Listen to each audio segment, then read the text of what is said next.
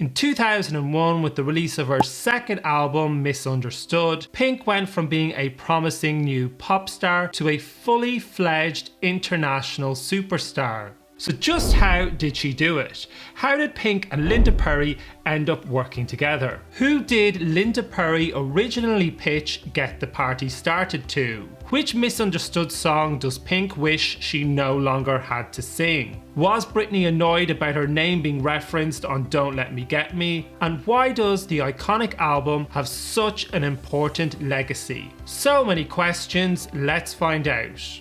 Pink's debut album, Can't Take Me Home, released in 2000, had performed moderately well and spawned 3 hit singles. Having signed to LaFace as a teenager, Pink worked with some of the best R&B producers in the industry, including Babyface, Kevin Shakespeare Briggs, and Tricky Stewart on the record. Despite the auspicious beginning to her career, Pink, real name Alicia Moore, was not happy. The album, for the most part, had been created by the record label, with the singer having very little input. As a result, Pink had been lumped in with other dance pop singers from that era. Alicia had grown up listening to music such as Janis Joplin and Four Non Blondes, and had a strong artistic vision for her career, namely to move in a more rock direction. For somebody like Pink with such a strong sense of self, having to front music that didn't really reflect who she really was must have been a frustrating experience. For her second album, Alicia was determined to do things her way, to distance herself from her contemporaries and finally have her voice heard. And to help shape her new musical direction, Pink called on the former lead singer of 90s rock group Four Non Blondes, Linda Perry. The legendary collaboration wasn't set up by a record company, but by Pink herself. According to Rolling Stone in 2002, Pink had found Linda's number in her makeup artist Billy B's phone book and decided to call the rock singer herself. Pink didn't just call her, she left a 10-minute message on Linda's voicemail about how much she loved her and how she desperately wanted to work with her. Pink has said in interviews that as a teenager, she was a huge Four Non Blondes fan, and that she was once arrested for singing their songs at 4:30 in the morning. Surprisingly, Linda wasn't completely weirded out by the message and agreed to meet with her. At a BMI conference in 2014, Linda talked about that fortuitous phone call and first meeting. Some crazy chick a week later named Pink calls me up and says, "I want you to write a song or sing on my album," and I'm going, "Pink, who the is that? You know, sounds hip." And then I see the girl and she looks hip, and I'm like going, "Are you sure you got the right Linda Perry?" And she's all, "Are you the one who sang What's Up?" According to an interview with Rolling Stone from 2002, the first track they wrote together was album track Eventually. They then spent the next 6 weeks working together. The two had a goal of getting to 25 songs, but got to 20 instead, which is still pretty good. Pink even moved in with Linda during that time. That meeting and collaboration would be crucial in turning Pink into an international superstar, and also making Linda an important player in the music industry again. Over 20 years ago, at the turn of the millennium, Linda Perry was trying to forge a solo career for herself. After achieving huge success in '93 with the Four Non Blondes, the band soon disbanded and Linda was saddled with the unfortunate tag of being a one-hit wonder. At a BMI conference in 2014, she talked about how Get the Party Started originated in one of her writing sessions when she was experimenting with new digital recording equipment. She also talked about how the lyrics came about. "I'm going to think of every stupid thing, every cliche, and then I ad-libbed the whole lyrical content and came up with this whole story. It was a joke, and I call up my manager and I say, I wrote a dance hit, and I go, I can't sing it. And then she goes, no you can't, and I say, we gotta find someone who can. And then some crazy chick called Pink a week later calls me. I met her and played the song. Soon after, the record label called me back and said it's going to be the lead single. Linda has said in a number of interviews since that the song was first offered to Madonna, but she rejected it. Whether it was Madonna herself or somebody from her team, I don't know. But assuming the song was written in 2000, 2001, it probably wouldn't have worked with Madge's sound around that time anyway. Although it would have been a great lead single for GHV2 in 2001, which didn't include any new material. The American singer filmed the video for the song in September 2001, which was directed by long-term collaborator David Myers. The video also featured a certain Before Britney, Kevin Federline, dancing in the background. Get the Party Started reached number 4 in the US, number 2 in the UK, and at the time became Pink's biggest hit.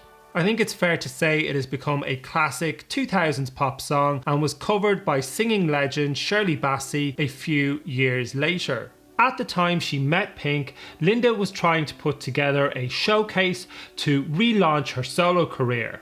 But soon after meeting Alicia, Linda's intuition told her to cancel the gig as she had a feeling that something big would come from the Pink collaboration. And it wasn't long before she was proven right. After the huge success of Misunderstood, Linda became one of the most in-demand songwriters of the 2000s, working with Christina Aguilera, Gwen Stefani, Alicia Keys and Celine Dion, amongst many others. Despite the rousing success of Misunderstood, the two only collaborated on a few songs for the follow-up Try This, and they haven't really worked together since.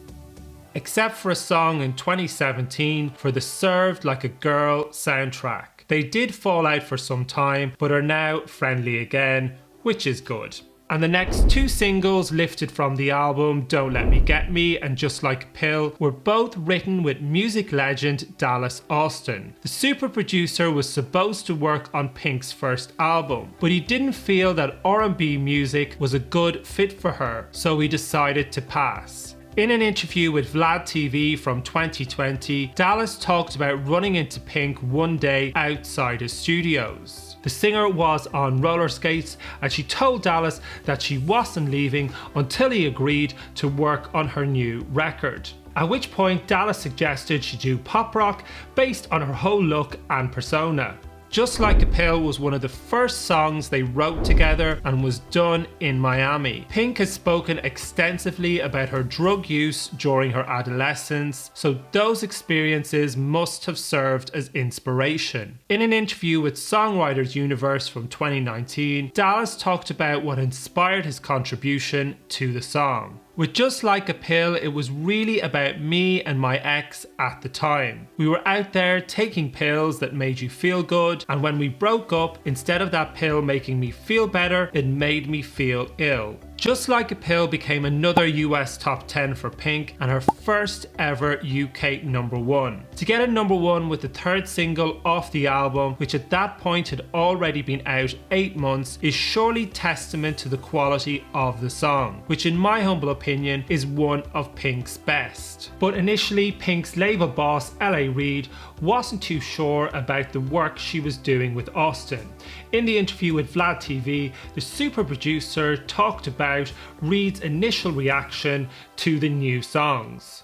I did 2 songs first and LA didn't like them. He was like, nah, this ain't it. We can't take her without it being R&B. And I said, I'm not going to do that on her. Finally, he played Just Like a Pill for a few people at the label and they loved it. And then he called me back and said, Dallas, go back and just do more of that. So then we did Don't Let Me Get Me. Pink was unsure about some of the lyrics for the album's second single, especially the one about Reid. But Dallas encouraged her to include it in order to differentiate herself from other artists. She was also unsure about some of the lyrics from 18 Wheeler, but again, Dallas thought it was important that she had an edge. Whilst Don't Let Me Get Me was a hit around the world and remains a firm fan favourite, Pink did say about the song to the Los Angeles Times in 2012, I wish I could burn that song and never sing it again. She's also said it's the song she hates performing the most.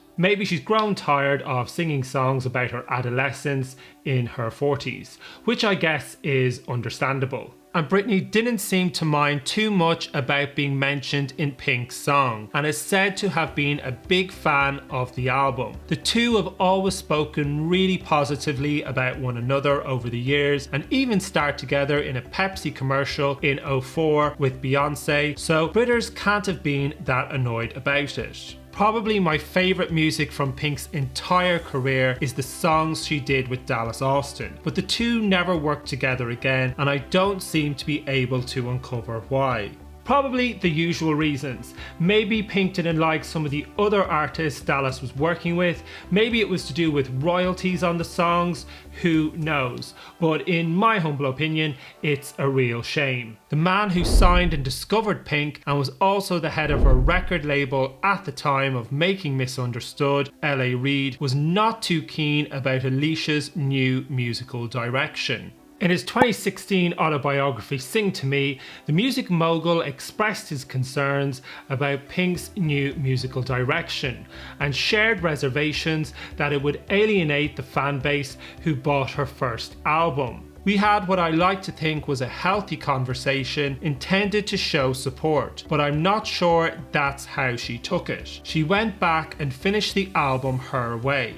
I didn't hear the record again until she brought the album to my office in New York, and man did she finish it. Whatever vision I had for her as a white urban soul singer vanished instantly as soon as I saw the vision she had for herself. I could tell she knew what she was going to be able to do with this character and that it would make her a star. The pain of being a child of divorce and the angst of growing up can be heard throughout the record. But nowhere are these themes more apparent than on Family Portrait, the fourth and final song from the album released in winter '02. Pink told VH1 Storytellers in 2012 that the song started as a poem she had written as a 9-year-old to try and process her parents' divorce. In an interview with Variety from 2019, she talked about her family's reaction to the song. I took Family Portrait home and played it to my parents. My mom cried for like 4 days, my dad sobbed, my stepmother was devastated because I wrote I don't want a stepbrother. It was the first time we had family therapy.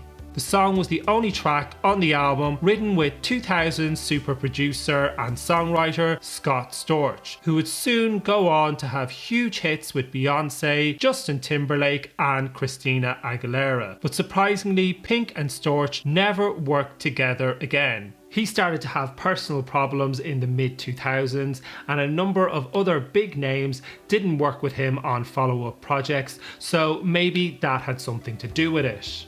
The album was finished by September '01 and released in the US at the end of November and the UK the following January. It became a mainstay in charts around the world throughout '02, eventually going on to sell at least 12 million copies worldwide. It finished the year as the second biggest selling album in Britain, just behind Robbie Williams' Escapology. Since the late 90s, the teen pop sounds of Britney, NSYNC, Christina and the Backstreet Boys had dominated the charts around the world. But by '02 it was in decline, and the huge success of Misunderstood marked a sea change in the industry. The glossy teen pop sound had peaked, and a new, more mature pop rock sound was ushered in by Misunderstood and Let Go, Avril Lavigne's debut album, which was also released the same year. And in the years that followed, a number of solo female artists adopted a similar sound, including Stacey Orico, Hilary Duff, Ashlee Simpson and Kelly Clarkson, who broke through on her second album with a pop rock sound.